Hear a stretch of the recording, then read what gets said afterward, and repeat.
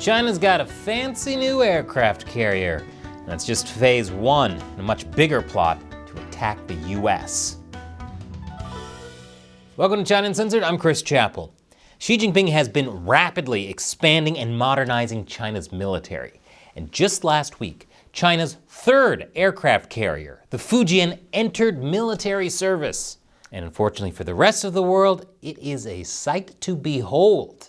Now, real quick, before I get into that, I think I've discovered why suddenly China Uncensored had a huge drop in views recently. YouTube sent me this message saying one of my episodes could have gotten more views if I just paid YouTube to promote it.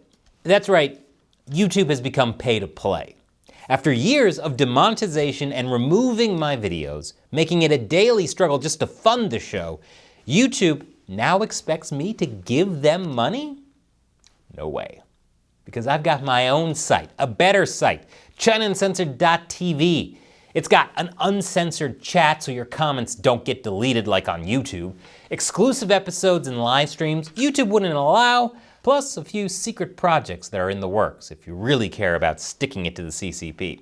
So click the link below to check out ChinaUncensored.tv.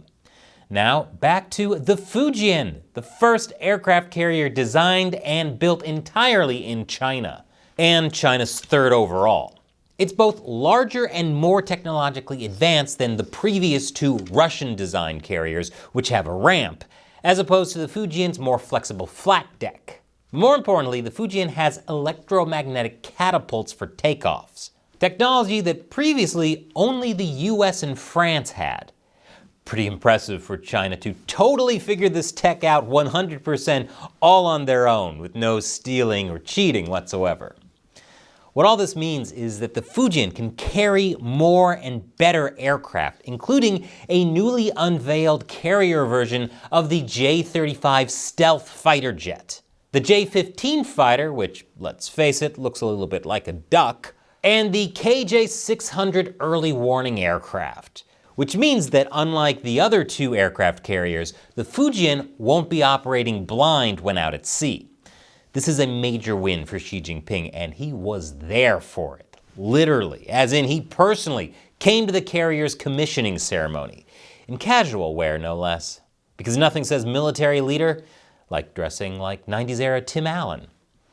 The Fujian carried out extensive sea trials for months and is widely considered to be symbolic of Xi's military overhaul.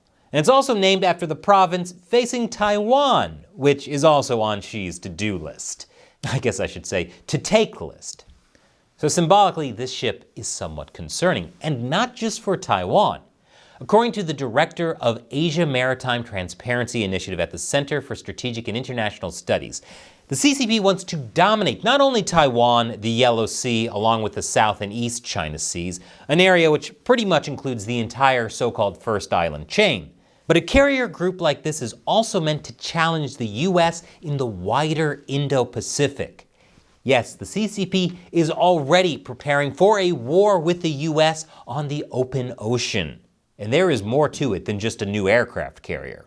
According to a new analysis by CNN, satellite images, maps, and records have revealed a huge surge in China's missile production sites since 2020.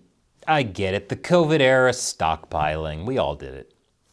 CNN used public data from two of China's biggest state-owned defense bigwigs, the China Aerospace Science and Technology Corporation and the China Aerospace Science and Industry Corporation, and cross-referenced it with satellite photos. And what they found is not reassuring. For one, they found more than a dozen previously unreported missile-related sites. On top of that, out of the 136 facilities they identified as being linked to producing missiles, they discovered that more than 60% have grown over the past 5 years. That also includes facilities controlled by the Rocket Force, the military branch which controls the Chinese nuclear arsenal. Yes, the CCP is so evil, they literally have their own Team Rocket. Many of these facilities have replaced farmland and villages because who needs food or shelter when you could unleash nuclear annihilation upon your foes? The images also revealed a major site near Beijing that expanded by almost 50% and could be manufacturing DF-26 mid-range missiles, the so-called Guam killer. Yes, Guam. You know, that actual piece of US territory? How does anyone not think the CCP wants war with the US? If Canada was building the Kansas killer missile, you'd better believe we'd be drowning those Canucks in a field of maple syrup faster than gravy-covered poutine will give you a heart attack.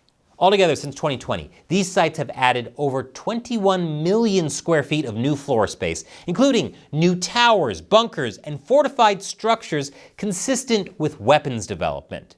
Oh yeah, and also, the satellite photos even captured visible missile parts. Look, I know China's population is shrinking, but the solution isn't just to decrease everyone else's.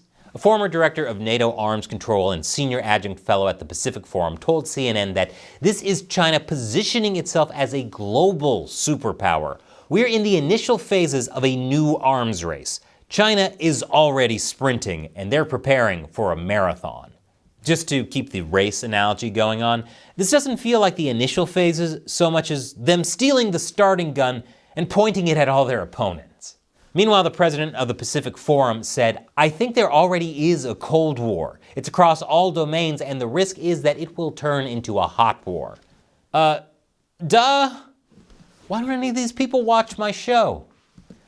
But all this just goes to show that the South China Sea, or even Taiwan, aren't the CCP's final target. They want to be able to take on the US head to head and install a new world order led by them. The CCP has been paying close attention to the wars in Ukraine and Gaza and learning everything they can about their enemies, and they are absolutely here for it. Especially Xi Jinping, who will watch it all unfold while dressed like a dad in a 90s sitcom. And remember, click this button to check out my website, ChinaUncensored.tv. Once again, I'm Chris Chappell. See you next time.